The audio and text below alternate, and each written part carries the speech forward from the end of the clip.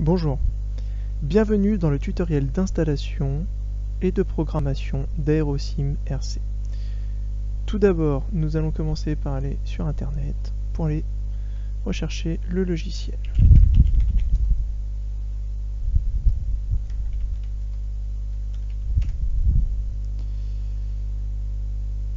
On se rend sur la page officielle et on télécharge la dernière version.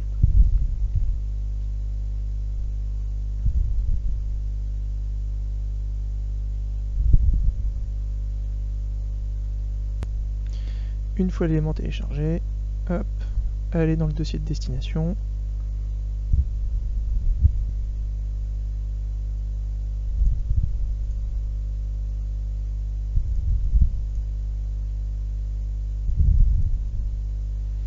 Et on lance l'exécution.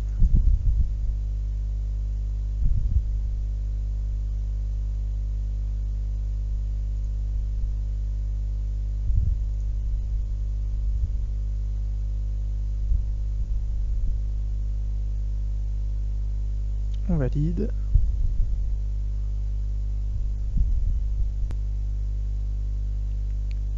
Une fois l'extraction terminée, nous allons pouvoir procéder à l'installation.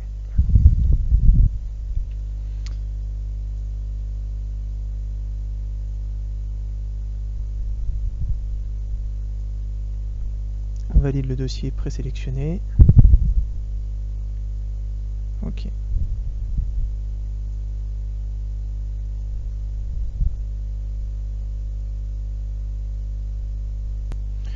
Une fois l'installation terminée, l'icône apparaîtra sur votre bureau. Dans mon cas de figure, vu que tout est masqué, on va le rechercher en direct. Voilà, tout simplement. Et on lance l'exécution du logiciel.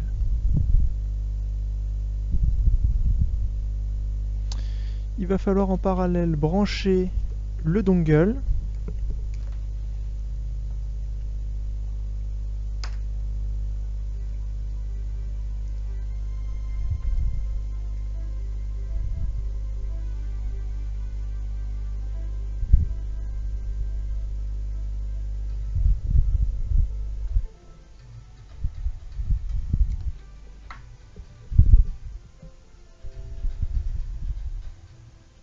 Ça vous permet de retirer le message qui se trouvait en bas.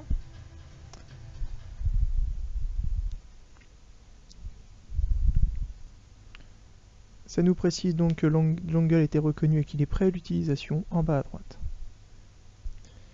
Après avoir branché le dongle, il est important donc de se munir de la radio, d'y mettre 4 piles chargées ou 4 batteries, mais il est recommandé d'y mettre des piles pour la simple et bonne raison que les batteries ont une tension trop faible et que la radio va biper prématurément pour vous dire que vos piles sont déchargées.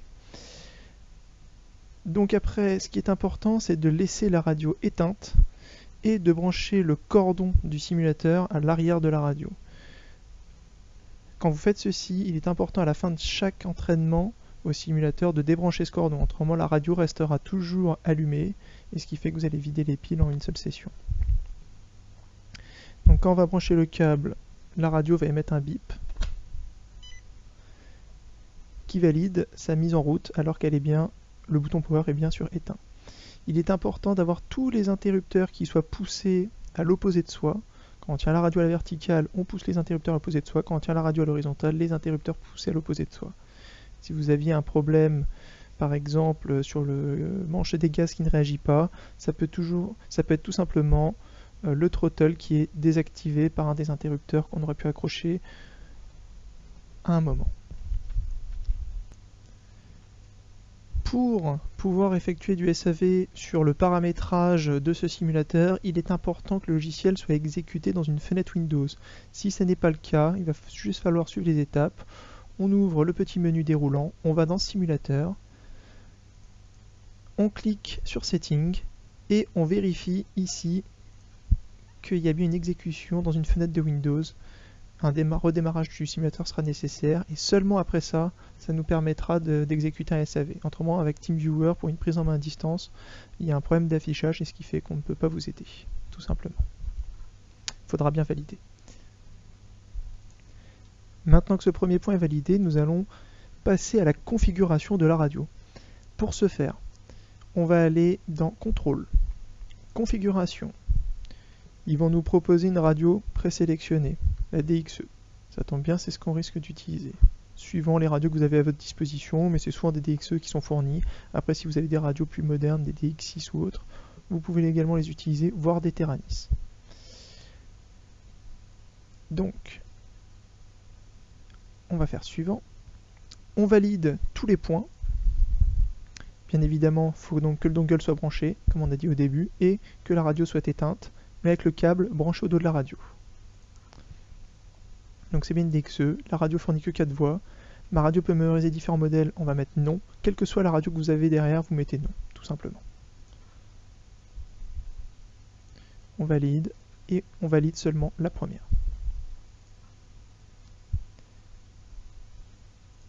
On valide tous ces points également. On dit qu'on utilise uniquement cette radio avec ce simulateur.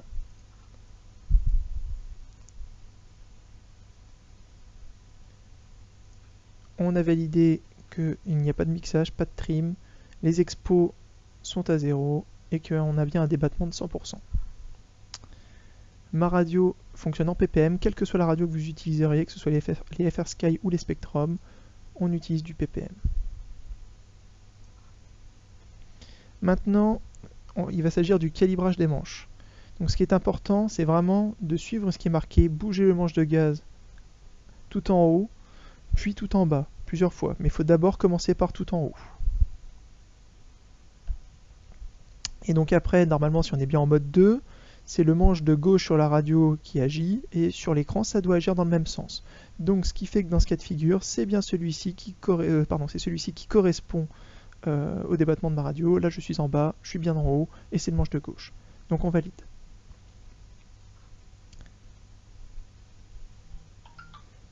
Manche de lacet, tout à gauche, puis tout à droite. Pareil. On va à fond à gauche et à fond à droite. Donc là, ça correspond à celui-ci. Le manche est bien au centre, on peut valider. Le manche des ailerons, pareil, tout à gauche, puis tout à droite. Donc c'est bien celui-là. Le manche est au centre, on valide. Là, il y a une erreur de traduction. Donc c'est pas le manche des gaz, mais le manche de la profondeur, qu'il faut d'abord bouger tout en haut, puis tout en bas. Et donc là, celui qui correspond, c'est celui-ci, dans mon cas de figure, et le manche est bien au centre. Donc là, c'est un récapitulatif qui nous permet de vérifier que la radio est bien calibrée. Donc testez toutes les fins de course, vérifiez que vous avez plus 100, moins 100 sur tous les axes, et que ça correspond bien à ce que vous faites sur la radio. Tout simplement. Donc là, on valide, parce que c'est bon dans mon cas de figure.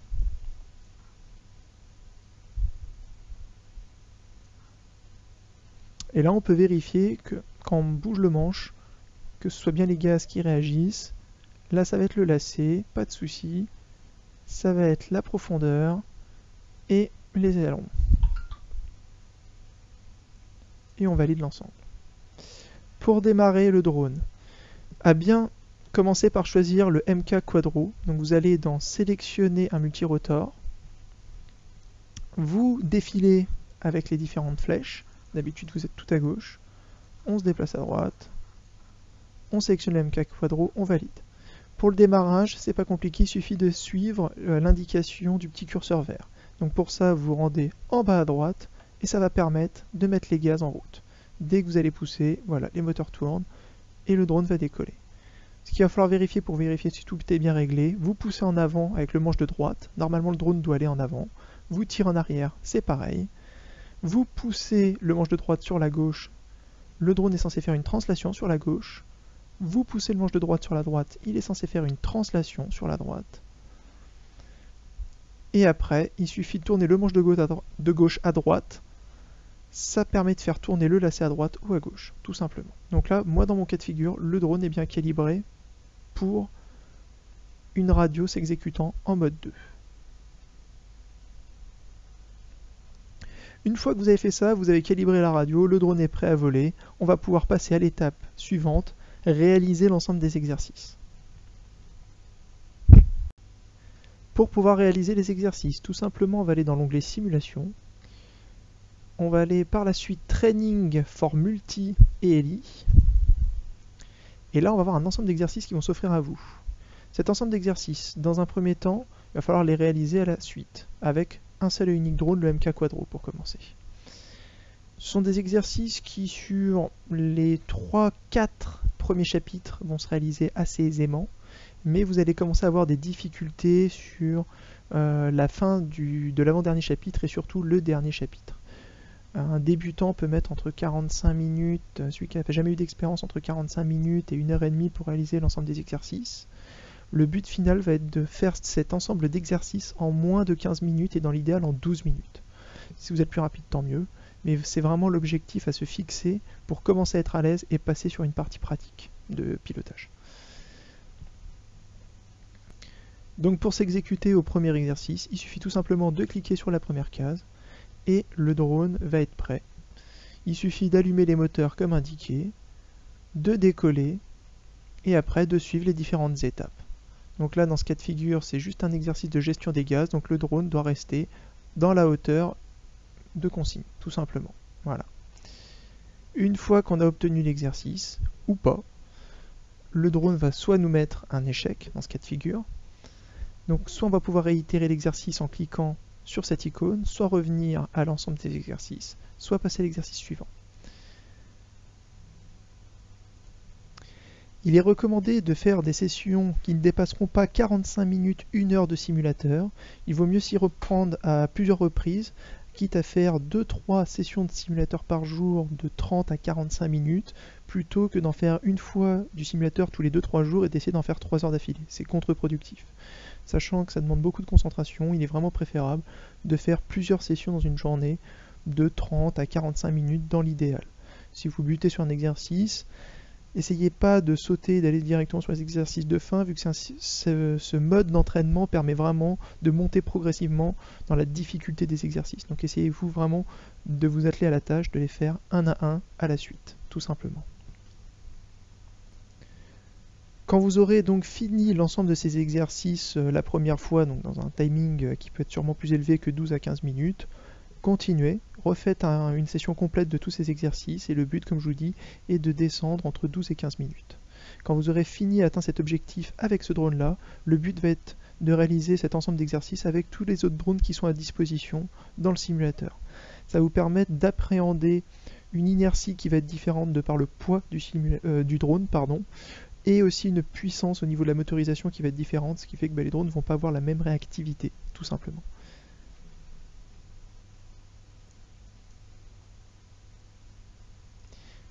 Donc là, on va sortir du mode entraînement. Quand vous aurez fini l'ensemble de ces exercices, vous pouvez aussi aller dans le mode jeu qui vous permet tout simplement de changer un peu la manière d'apprendre. Là, le but, c'est plutôt d'aller chercher les étoiles, tout simplement.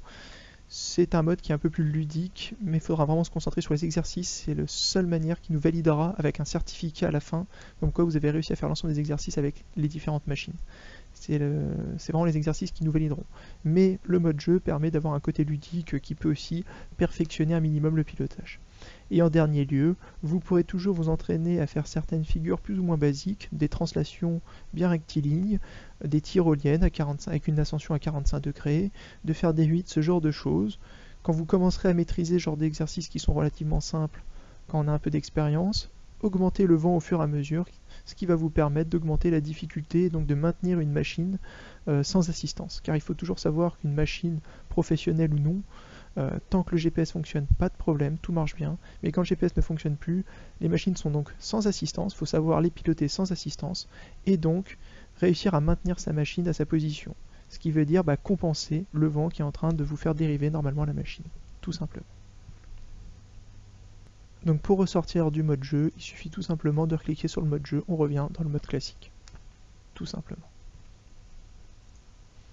Donc une fois votre session terminée, on ferme le programme et donc comme je vous l'ai dit, pensez à débrancher le câble de la radio va s'éteindre, on va entendre un petit bip, tout simplement, voilà.